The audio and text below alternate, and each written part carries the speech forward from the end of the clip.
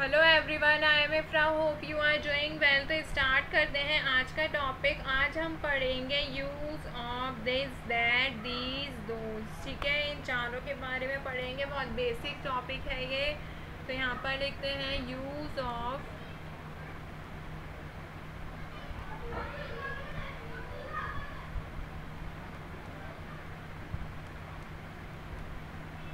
This, that, these and those. इन चारों के बारे में थोड़ा थोड़ा सा पढ़ेंगे। वैसे ये सब ने ही पढ़ रखा होता है, बट जिनको नहीं पता है उनके लिए बता देते हैं। तो सबसे पहले देखते हैं दिस और दैट के बारे में। तो यहाँ पर क्या लिखेंगे? This and that. इनका यूज़ किस लिए किया जाता है? जो दिस है इसका यूज़ किस लिए किया जाता है? पास की चीज़ों के लिए। तो नियर, पास के लिए यूज़ किया जाता है किसका? दिस का। और जो दैट है इसका यूज़ किस लिए किया जाता है? दूर की चीज़ों के लिए, डिस्टेंस के लिए, या बोल सकते हैं फार अवे। ठीक है,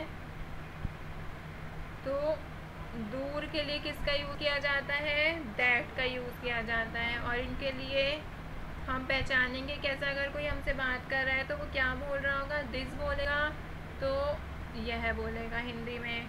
अगर हिंदी में इसका ही देखें ट्रांसलेशन कैसे होगी दैट का, वह। और ये दोनों ही होते किस लिए हैं? सिंगुलर के लिए यूज़ होते हैं।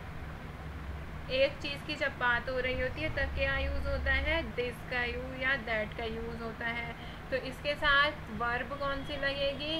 वर्ब लगती है इज़। ठीक है, प्रेजेंट की अगर बात हो रही है, पास्ट की बात हो रही होगी तो वॉज लगेगा।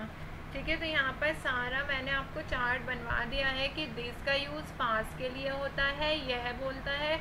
और दैट का यूज़ दूर की चीज़ों के लिए होता है, किसी पर्सन कोई दूर है उसके लिए यूज़ होता है, चीज़ों के लिए यूज़ होता है बेसिकली कह रही है। तो दूर के लिए यूज़ होता है और वह बोला जाता है। ये दोनों ही क्या होते हैं? सिंगुलर सब्जेक्ट होते हैं। ये सिंगुलर के लिए ही यूज़ किया जाता है। इनके साथ जो वर्ब यूज़ की जाती है वो इज़ होती है अगर प्रेजेंट की बात है। अगर पास्ट की बात हो रही होती है तो वॉज का यूज़ किया जाता है। अब देख लेते हैं इनके कुछ सेंटेंसेस। तो सेंटेंस नंबर 1 बहुत बेसिक सेंटेंस होते हैं इसमें, जैसे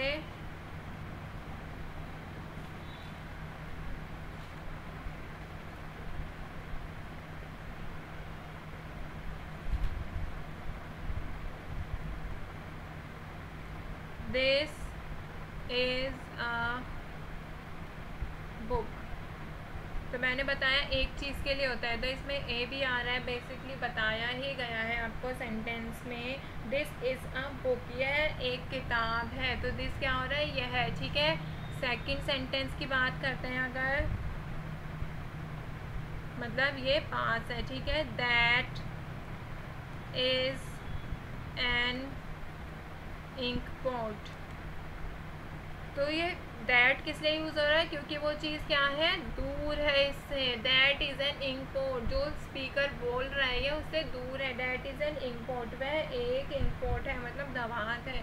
ठीक है, थर्ड सेंटेंस लेते हैं।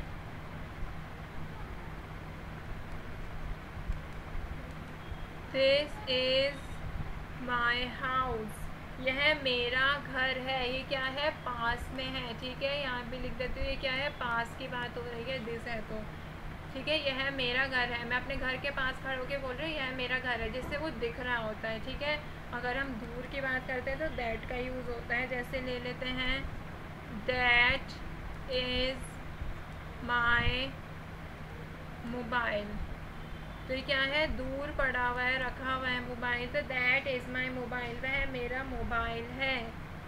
ठीक है, फोर्थ है ये, मैंने सिक्स्थ बना दिया। फिफ्थ सेंटेंस लेते हैं। This is a map of India, यह इंडिया का मैप है, इंडिया का नक्शा है। तो क्या हो रहा है? पास है, पास में है वो, तो मैं इसको बता रही हूँ this is a map of India. ठीक है, तो दिस किस लिए यूज़ होता है? नियर के लिए। दैट किस लिए यूज़ होता है?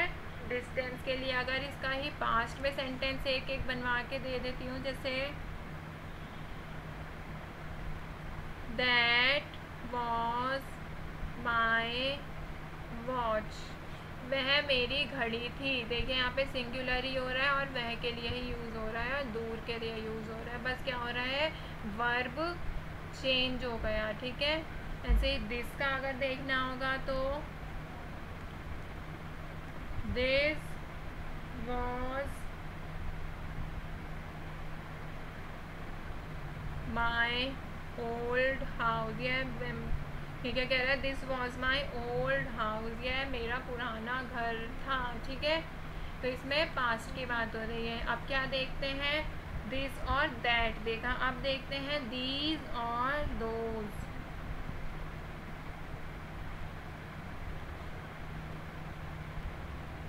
दीज एंड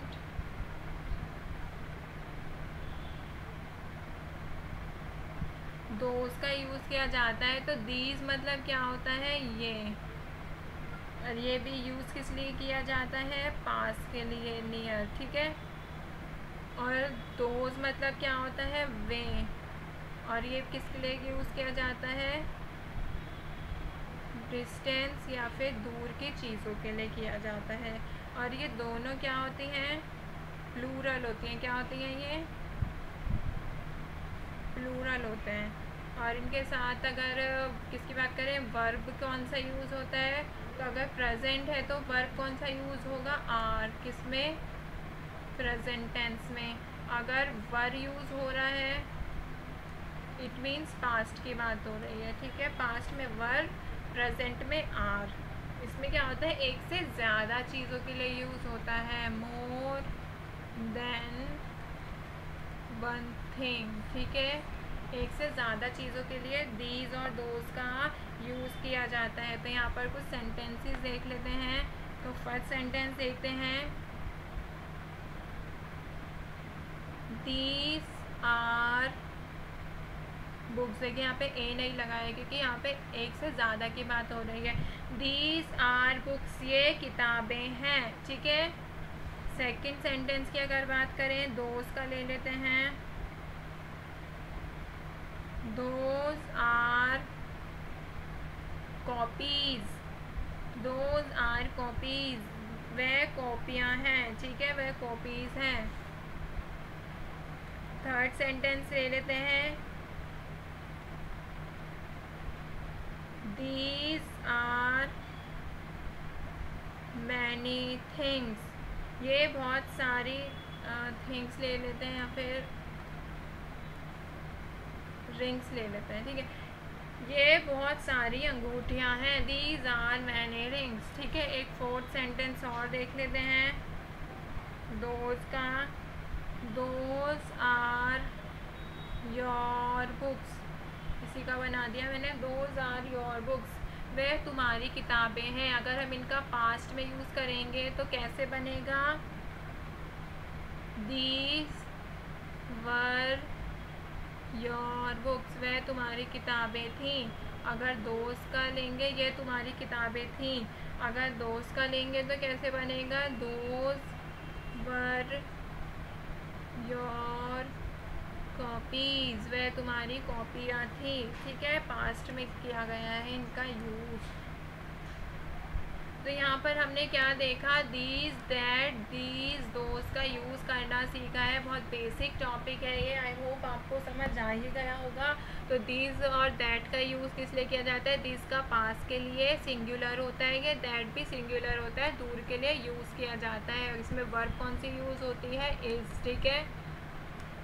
और अगर यहाँ पे हमने सेंटेंसेस देखे थे, देखिए सब में इसका यूज़ किया जा रहा है क्योंकि ये एक ही चीज़ की बात हो रही है, चाहे वो एक क्या हो, पास हो या फिर दूर हो। पास्ट में क्या होता है, वॉज का आ जाता है, ठीक है। पास्ट में क्या होता है, वॉज। अब क्या आया, दीज और दोज आया, तो ये और वे, ये भी लेकिन होता क्या है, पास के लिए और दूर के लिए। बस इसमें क्या होता है, एक से ज़्यादा चीज़ों की बात हो रही होती है, प्लूरल की बात हो रही होती है। तो प्लूरल के साथ क्या होता है, वर्ब भी प्लूरल ही यूज़ होगा। प्रेजेंट है तो कौन सा, आर। अगर पास्ट टेंस की बात हो रही है तो वर का यूज़ होगा। ठीक है, बस आपको बेसिक यही याद रखना है कि सिंगुलर है तो इस, प्लूरल है तो आर। तो मिलते हैं नेक्स्ट वीडियो में। Stay tuned and thank you.